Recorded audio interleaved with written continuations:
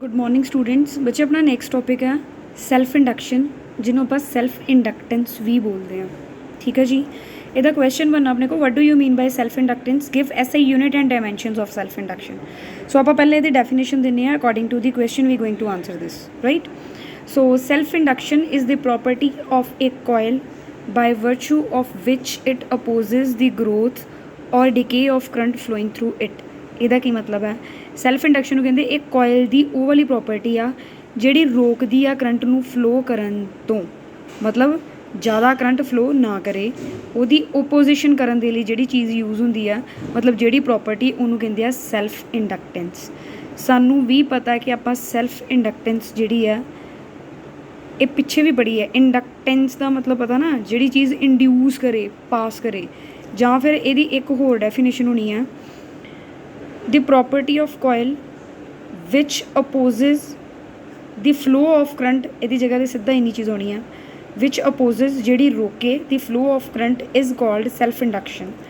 ਔਰ ਇੱਕ ਚੀਜ਼ ਸੈਲਫ ਇੰਡਕਟੈਂਸ ਨੂੰ ਆਪਾਂ ਇਨਰਸ਼ੀਆ ਆਫ ਇਲੈਕਟ੍ਰਿਸਿਟੀ ਵੀ ਬੋਲਦੇ ਹਾਂ। ਠੀਕ ਹੈ ਜੀ। ਇਨਰਸ਼ੀਆ ਆਫ ਇਲੈਕਟ੍ਰਿਸਿਟੀ ਦਾ ਵੀ ਸੇਮ ਹੀ ਕੰਮ ਹੁੰਦਾ ਕਿ ਉਹ ਜਿਹੜੀ ਕਰੰਟ ਦੀ ਗਰੋਥ ਆ ਉਹਨੂੰ ਅਪੋਜ਼ ਕਰੇ, ਉਹਨੂੰ ਰੋਕੇ। ਠੀਕ ਹੈ ਜੀ। ਅਗਰ ਆਪਾਂ ਇਹਦੀ ਡਾਇਗਰਾਮ ਦੇਖੀਏ ਨਾ, ਉਹ ਐਵੇਂ ਦੀ ਹੁੰਦੀ ਆ। ਕੋਈ ਵੀ ਇੱਕ ਆਪਾਂ ਕੋਇਲ ਕੰਸੀਡਰ ਕੀਤੀ ਆ, ਠੀਕ ਆ। ਆਪਾਂ ਕੋਇਲ ਲੈਂਦੇ ਹਾਂ, ਉਹਨੂੰ ਆਪਾਂ ਬੈਟਰੀ ਨਾਲ ਕਨੈਕਟਡ ਕਰਦੇ ਹਾਂ, ਓਪਨ ਸਰਕਿਟ ਆ। ਠੀਕ ਆ। ਕੋਇਲ ਨਾਲ ਬੈਟਰੀ ਕਨੈਕਟਡ ਹੋਏਗੀ ਅਤੇ ਕਰੰਟ ਫਲੋ ਕਰੂਗਾ। ਇੰਨੀ ਚੀਜ਼ ਤਾਂ ਆਪਾਂ ਨੂੰ ਕਲੀਅਰ ਆ। ਜੇ ਆਪਾਂ ਇੰਡਕਟੈਂਸ ਪੜ੍ਹਨੀ ਆ, ਫਾਈਂਡ ਆਊਟ ਕਰਨੀ ਆ, ਤਾਂ ਮਤਲਬ ਬੈਟਰੀ ਕਨੈਕਟ ਕਰਨੀ ਪਊਗੀ। ਅਤੇ ਬੈਟਰੀ ਇੱਕ ਐਵੇਂ ਦੀ ਚੀਜ਼ ਆ ਜਿਹਦੀ ਹੈਲਪ ਦੇ ਨਾਲ ਕਰੰਟ ਜਿਹੜਾ ਫਲੋ ਕਰਨਾ। ਠੀਕ ਆ। ਸੋ ਇਹਦੀ ਮਤਲਬ ਕਰੰਟ ਫਲੋ ਦੀ ਅਪੋਜ਼ਿੰਗ ਦੇ ਲਈ ਆਪਾਂ ਇਹ ਚੀਜ਼ ਯੂਜ਼ ਕੀਤੀ ਆ। ਠੀਕ ਆ। ਅਤੇ ਆਹ ਸਰਕਿਟ ਕਾਹਦਾ ਬਣ ਜੂਗਾ ਫਿਰ? ਇੰਡਕਟੈਂਸ ਦਾ, ਜਿਹਨੂੰ ਤੁਸੀਂ ਸੈਲਫ ਇੰਡਕਟੈਂਸ ਬੋਲਦੇ ਹੋ। ਓਕੇ। ਸੋ ਸੈਲਫ ਇੰਡਕਟੈਂਸ ਦੇ ਆਪਾਂ ਇੱਕ ਡੈਰੀਵੇਸ਼ਨ ਹੁੰਦੀ ਹੈ, ਇਹਦੇ ਨਾਲ ਹੀ ਆਉਂਦੀ ਹੈ। ਠੀਕ ਆ। ਇਹਦੇ ਡੈਫੀਨੇਸ਼ਨ ਲਿਖਣ ਦੇ ਬਾਅਦ ਹੀ ਆਪਾਂ ਲਿਖ ਦੇਣਾ, ਲੈਟ ਆਈ ਇੱਕ ਕਰੰਟ ਫਲੋ ਕਰਦਾ ਕਿਸੇ ਵੀ ਕੋਇਲਸ ਦੇ ਵਿੱਚੋਂ। ਠੀਕ ਹੈ। ਉਹਦਾ ਮੈਗਨੈਟਿਕ ਫਲਕਸ ਫਾਈ ਹੁੰਦਾ।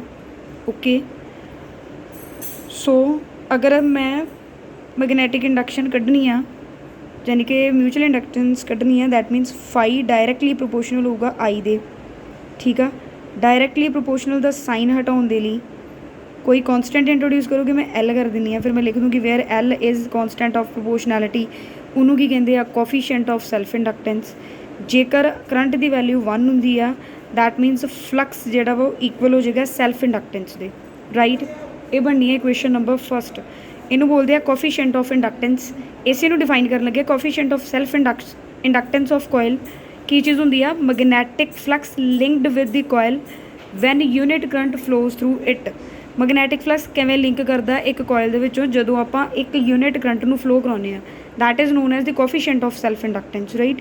ਅਗਰ ਅਸੀਂ ਇਸ ਇਕੁਏਸ਼ਨ ਨੂੰ ਫਰਦਰ ਡਰਾਈਵ ਕਰਨਾ, according to Faraday's law we can say that the electromagnetic induction can be split epsilon is equal to negative d phi by d t. ਆ ਫੈਰਾਡੇ ਲਾਅ ਆਪਾਂ ਪੜ੍ਹਿਆ ਵੀ ਹੈ। ਰਾਈਟ। ਇਹ ਕੀ ਹੁੰਦੀ ਹੈ? ਇੰਡਿਊਸਡ EMF ਕੋਇਲ ਦੀ। ਆਪਾਂ ਅੱਜ ਪੜ੍ਹਿਆ ਸੈਲਫ ਇੰਡਕਟੈਂਸ ਦੇ ਵਿੱਚ ਕਿ ਫਾਈ ਜਿਹੜੀ ਆ ਉਹ ਕਾਹਦੇ ਇਕੁਅਲ ਹੁੰਦੀ ਆ? L ਇੰਟੂ ਆਈ ਦੇ ਇਕੁਏਸ਼ਨ ਫਸਟ ਦੇ ਵਿੱਚ। ਸੋ ਮੈਂ ਫਾਈ ਦੀ ਵੈਲਿਊ ਇੱਥੇ ਪੁੱਟ ਕਰਤੀ। ਠੀਕ ਆ। ਮੇਰੇ ਕੋਲ ਆ ਚੀਜ਼ ਬਣ ਗਈ। ਫੰਕਸ਼ਨ ਦੀ ਇੰਟੀਗ੍ਰੇਸ਼ਨ ਹੋਣੀ। ਫੰਕਸ਼ਨ ਆਪਾਂ ਨੂੰ ਪਤਾ ਕਰੰਟ ਆ, ਅਤੇ ਸੈਲਫ ਇੰਡਕਟੈਂਸ ਜਿਹੜੀ ਉਹ ਕੌਨਸਟੈਂਟ ਹੁੰਦੀ, ਉਹ ਇਸ ਕਰਕੇ ਇੱਧਰ ਲਿਖ ਲਈ ਮੈਂ, ਕਿਉਂਕਿ ਬਣ ਗਿਆ DI ਡਿਵਾਈਡਡ ਬਾਈ DT। ਠੀਕ ਆ। ਇਹ ਨੈਗੇਟਿਵ ਕਿਉਂ ਆ? ਕਿਉਂਕਿ ਘਟਦਾ ਜਾਂਦਾ ਹੈ ਕਰੰਟ ਯੂਨਿਟੀ ਜਿਵੇਂ ਜਿਵੇਂ ਆਪਾਂ ਇੰਡਕਟੈਂਸ ਨੂੰ ਵਧਾਈ ਜਾਂਦੇ ਹਾਂ। ਠੀਕ ਹੈ। ਇੱਕ ਪੁਆਇੰਟ ਐਵੇਂ ਦਾ ਆਉਂਦਾ ਜਦੋਂ ਆਪਾਂ ਕਹਿੰਦੇ ਹਾਂ ਕਿ ਆਹ factor this factor is equal to 1, ਜਦੋਂ ਇਹ ਫੈਕਟਰ ਯੂਨਿਟੀ ਹੋ ਜੇ।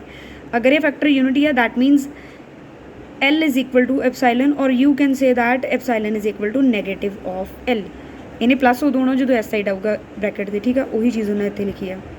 ਇੱਥੇ ਤੱਕ ਇਹ ਆਰਟੀਕਲ ਕੰਪਲੀਟ ਆ। ਇਹਦੇ ਨਾਲ ਉਹਨਾਂ ਪੁੱਛੇ ਇਹਦੇ ਯੂਨਿਟਸ ਦੱਸੋ। SI ਯੂਨਿਟਸ ਸੈਲਫ ਇੰਡਕਟੈਂਸ ਦੇ ਹੁੰਦੇ ਆ ਹੈਨਰੀ।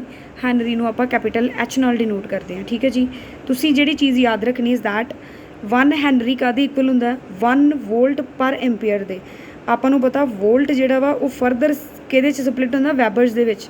ਦੈਟਸ ਵਾਈ ਆਪਾਂ ਕਹਿ ਸਕਦੇ ਹਾਂ 1 ਹੈਨਰੀ ਇਜ਼ ਇਕੁਅਲ ਟੂ 1 ਵੈਬਰਸ ਪਰ ਐਂਪੀਅਰ। ਠੀਕ ਆ। ਇਹ SI ਯੂਨਿਟਸ ਨੇ ਕਾਹਦੇ? ਸੈਲਫ ਇੰਡਕਟੈਂਸ ਦੇ। ਓਕੇ ਜੀ। ਇਹਦੀਆਂ ਡਾਇਮੈਂਸ਼ਨ ਦੇਣ ਦੀ ਲੋੜ ਨਹੀਂ ਹੈਗੀ, ਕਿਉਂਕਿ ਡਾਇਮੈਂਸ਼ਨ ਇਸ ਵਾਰ ਸਿਲੇਬਸ 'ਚ ਨਹੀਂ ਹੈਗੀ। ਓਕੇ ਜੀ।